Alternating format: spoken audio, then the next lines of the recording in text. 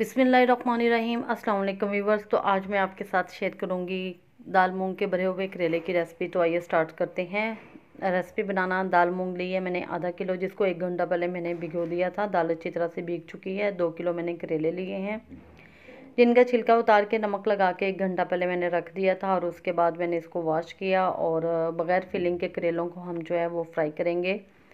दाल को हम दूसरी साइड पे जो है वो बॉईल होने के लिए रख देंगे। और दाल को मैं करूँगी 80% बॉईल करूँगी। जैसे ही दाल बॉईल हो जाएगी तो हम इसको फ्लेम से उतार देंगे और जो पानी है इसका वो अच्छी तरह से स्टेन कर लेंगे, ताकि वो पानी की स्टीम में जो है वो दाल हमारी ज़्यादा कुक ना हो जाए। तो करेले जो हैं वो फ्राई हो रहे हैं और ये देखें हमने इसको भी हमने तकरीबन 80% ही फ्राई किया है। बाकी जो है हम इसको फिलिंग के बाद फ्राई करेंगे। करेले फ्राई करने के बाद निकाल लिए हैं और उसी ऑयल में मैं डाल दूंगी करेलों के ऊपर से जो छिलका उतारा है, उसको भी नमक लगा के अच्छी तरह से धो लिया था और वो इसमें डाल के हम अच्छी तरह से फ्राई करेंगे। तो जैसे ही ये फ्राई हो जाएगा अच्छी तरह से, तो इसको भी हम निकाल लेंगे। दूसरी साइड पे हमने बर्तन को फ्लेम पे रख दिया और इसमें हम करेलों की स्टफिंग जो है वो रेडी करते हैं। ऑयल मैंने डाल दिया है, हाफ कप से ज़्यादा ऑयल डाल दिया है। जैसे ही हल्का सा ऑयल गर्म होगा तो इसमें मैं डाल दूँगी 1 टेबलस्पून लहसुन अदरक का पेस्ट। हल्का सा हम इसको फ्राई करेंगे 25 से 30 सेकंड तक। तो जैसे ही हल्का सा ये फ्राई हो जाएगा तो इसमें 1 टीस्पून मैंने साबुत ज़ीरा डाल दिया है।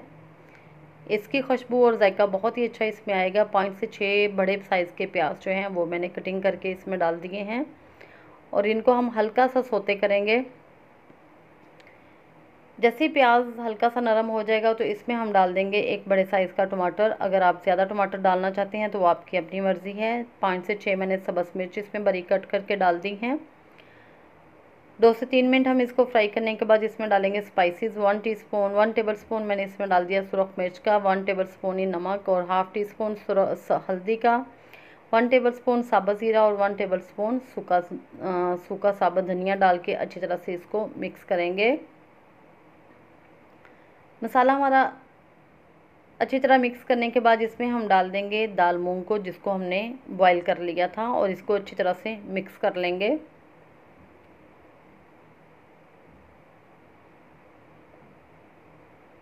जैसे दाल अच्छी तरह से मिक्स हो जाएगी तो इसमें हम डाल देंगे जो करेले के ऊपर से हमने छिलका उतारा था और उसको भी फ्राई किया है, वो हम इसमें डाल देंगे।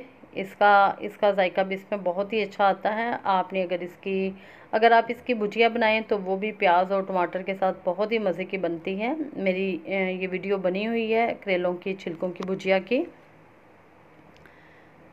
जी। तो स्टफिंग हमारी रेडी हो चुकी है और इसको हम उतार के ठंडा कर लेंगे और करेलों में हम इसको भर लेंगे। तो हम इसको इतना ही इसके अंदर डालेंगे कि जो अच्छी तरह से वो इसके अंदर तक ही रहे, बाहर ना निकले, क्योंकि मैंने इसके ऊपर धागा बिल्कुल भी नहीं लपेटना। इसी तरह से हम इनको रखेंगे। इसी तरह सारे करेले जो हैं वो हम भर लेंगे।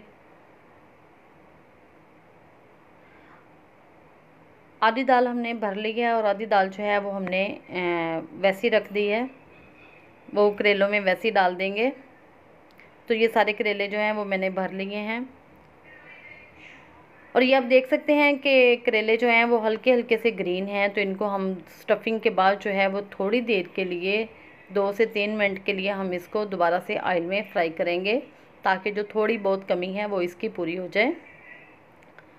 तो सभी बड़े शौक़ से चने की दाल के करेले और कीमे के भरे हुए करेले जो हैं वो बना के खाते हैं, लेकिन यकीन करें अगर आप मूंग की दाल के करेले ट्राई करेंगे तो आपको बहुत ही पसंद आएंगे। और ये देख सकते हैं आपकी स्टफिंग इसकी, आप जिस तरह से मर्ज़ी इसको उल्ट पलट करें बिल्कुल भी नहीं निकलेगी, लेकिन फिर भी ज़रा एहतियात से करनी पड़ती है। तो माशाल्लाह से ये हमारे करेले जो हैं वो रेडी हो चुके हैं, आप देख सकते हैं। ये देखें जी, ये इसकी फ़ाइनल लुक है। अगर आपको मेरी ये वीडियो पसंद आए तो मेरे चैनल को लाइक शेयर और सब्सक्राइब करना मत भूलिएगा। दुआओं में याद रखिएगा और मेरी वीडियो को ज़रूर ट्राई कीजिएगा। अल्लाह हाफ़िज़।